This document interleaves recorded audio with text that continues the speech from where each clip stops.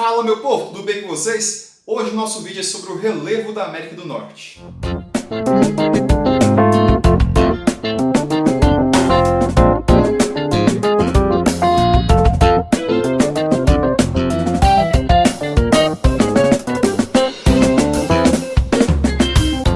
Você provavelmente se lembra do Pica-Pau, naquele episódio que ele tenta descer de barril nas cataratas do Niágara, mas o guardinha não deixa e sempre quem desce é ele, aí o povo fica lá, uau!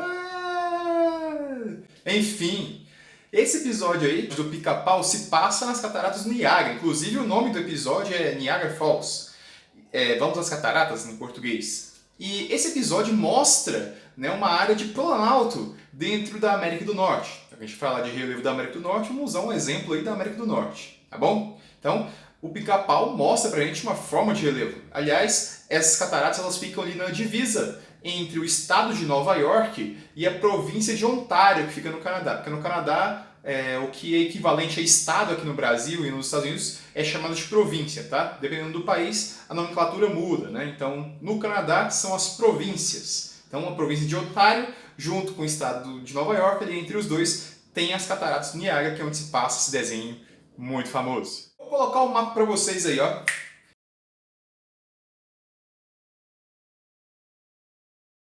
Esse mapinha está mostrando o nosso relevo da América do Norte. A gente vai perceber que uma característica em comum entre a América do Norte, a América Central e a América do Sul é que na sua parte oeste, na parte costeira do Pacífico, é uma parte onde tem montanha. Ou seja, em toda a parte da América, a sua parte oeste, sua parte esquerda ali, que é banhada pelo Oceano Pacífico, é uma área montanhosa. Por quê? Porque ali é o local onde há movimentação de placas, né? Essa região da América, ela está na pontinha da placa, no limite da placa. A gente sabe, locais onde estão no limite da placa, ocorrem alguns fenômenos, como atividade vulcânica, terremotos e formação de montanhas. Então é por isso que nessa região tem todos esses fenômenos aí, inclusive a formação de montanhas. Algumas montanhas importantes da América do Norte estão ali. Por exemplo, as montanhas rochosas, que ocupam boa parte dos Estados Unidos. Né? Lá no Canadá nós temos os Montes Mackenzie, e no Alasca, que é um estado dos Estados Unidos que fica ali muito ao norte, né, próximo do Canadá também, tem os montes do Alasca. Já lá ao sul da América do Norte, né, lá no México, que é um país basicamente montanhoso, se vocês olharem no mapa, vocês vão ver que boa parte do México tem altitudes elevadas, então o México é formado em sua maioria por planaltos e áreas montanhosas. Temos Serra Madre Oriental e Serra Madre Ocidental. A gente vai dividir basicamente o seguinte: Oriente significa leste, Ocidente significa oeste. Então a Serra Madre Oriental ela fica a leste e a Serra Madre Ocidental a oeste, como você pode ver no mapa. Então o México, né, um país da América do Norte, ele é formado caracterizado por ter muitas montanhas, inclusive. Já na parte leste da América do Norte vai se destacar principalmente os Montes Apalaches, que são montanhas, só que são montanhas antigas. Relembra que nós falamos, hein? Os dobramentos modernos são montanhas que ainda estão sendo formadas e foram formadas no período mais recente da história da Terra, da geologia da Terra. Esse período recente são 60 milhões de anos para cá, sei lá, menos de 500 milhões de anos para cá é recente. Né? Lembrando que a Terra tem bilhões de anos, tem mais de 4 bilhões e meio de anos, então 500 milhões de anos é pouco. Então esses são os dobramentos recentes. Os antigos são que estão sendo formados desde a formação lá das primeiras rochas da Terra. É o caso dos Montes Apalaches, é um dos montes mais antigos do planeta. Tá? E esses montes ficam ali no leste dos Estados Unidos e são montanhas antigas, portanto elas já sofreram bastante o processo erosivo. Relembrando o processo erosivo, a chuva é um grande exemplo. A chuva vai lá, quebra a rocha, num processo chamado intemperismo, ela vai carregar essas rochas que ela quebrou, que são os sedimentos sendo carregados pelo transporte da enxurrada, né? E aí depois ela vai depositar esses sedimentos, né, os pedacinhos de rochas, em algum lugar mais baixo. Então esse é o processo erosivo. Ao longo do tempo esse processo erosivo vai abaixando a montanha, deixando ela com o topo arredondado, e é o caso dos Montes Apalaches. Eles são altos, porém eles são bastante erodidos, né, já sofreram bastante processo erosivo. A América do Norte como um todo tem um relevo muito antigo, né? Como eu já falei, basicamente a sua parte oeste ali, né, é uma região onde tem atividade tectônica intensa. Porém, a maior parte da América do Norte ela é formada por atividade geológica antiga, assim como é o caso aqui da América do Sul, né? Se parece inclusive com o Brasil. Então, o interior da América do Norte, por conta de ser relevo muito antigo, é formado em sua maioria por planaltos e também por planícies. Então, os planaltos vão predominar ali e as planícies, né? Inclusive no centro aí você vê as grandes planícies. Vou destacar para vocês uma planície que fica ali nos Estados Unidos também, na verdade fica lá na pontinha, lá na Flórida, que é aquele estado que é uma península, e lá embaixo dos Estados Unidos. Lembrando, península é uma porção de terra cercada por águas, só que ela é ligada ao continente, né? Então é uma porção de terras quase toda, quase é uma ilha, só que ela é ligada ao continente. Então aquela pontinha lá debaixo dos Estados Unidos, você está vendo no mapa aí, é a Flórida. E lá tem os Everglades. E aí você vai lembrar do Pica-Pau de novo, né? Lembra lá do Zé Jacaré? Eu ia para casa para comer sopa de nabo. Isto é melhor, é comida de nababo. Nada mais cheiroso que um assado na panela. Pois é. Essas filmagens aí do Pica-Pau acontecem provavelmente lá nos Everglades, que são áreas pantanosas dos Estados Unidos. Eu particularmente adoro assistir lá o Largados e Pelados lá da Discovery, né? E também, né, aqueles episódios do Bear Grylls, né, que é a prova de tudo. E alguns episódios mostram lá os Everglades e realmente é uma forma de relevo lá, né? Plano, né? São planícies, pantanosa, então tem muita água lá, né, na região. E tem uma biodiversidade muito grande e é bem diferente. Inclusive, né, sugiro que você assista, né? Procura aí Largados e Pelados nos Everglades, vocês vão ver que é bem interessante aquela região ali. E já que eu falei sobre a península da Flórida, ao lado dela vai se formar o Golfo do México, né? Só lembrando, Golfo é uma área arredondada, onde a água do oceano entra, como você está vendo no mapa aí, ó. Formou uma área arredondada, o oceano entrou para dentro do continente e formou um golfo. Lá em cima nós temos, por exemplo, Bahia. Bahia é uma porção também onde a água entra, arredondada, só que ela é menor que o Golfo. Então a Bahia, menorzinha, Golfo maior. Lá em cima, no mapa da América do Norte, como você está vendo aí agora de novo, fica a Baía do Hudson, né? E lá embaixo nós temos o Golfo do México, né?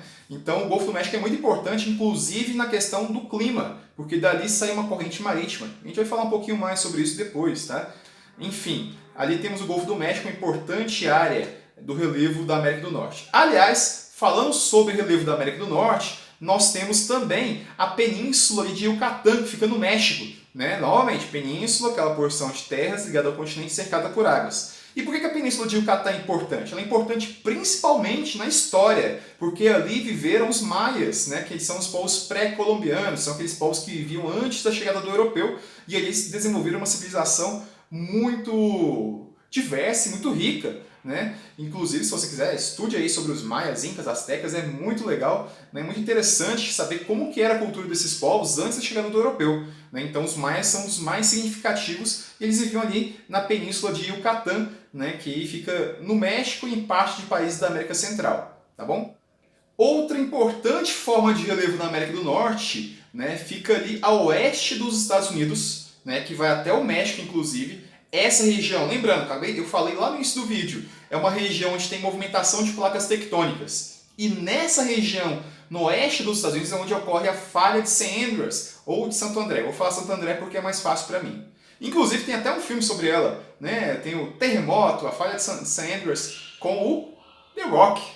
Pois é, The Rock vive aqui, permeando nossos vídeos, não é mesmo? Falei do Pica-Pau, falei do The Rock, e agora eu vou falar de um outro desenho. Zé Colmeia. Lembra do Zé Colmeia? Não, é porque esse é dos mais antigos, né? Eu assistia com fita VHS, o Zé Colmeia, mas eu gostava muito da dinâmica do Zé Colmeia com o Catatal.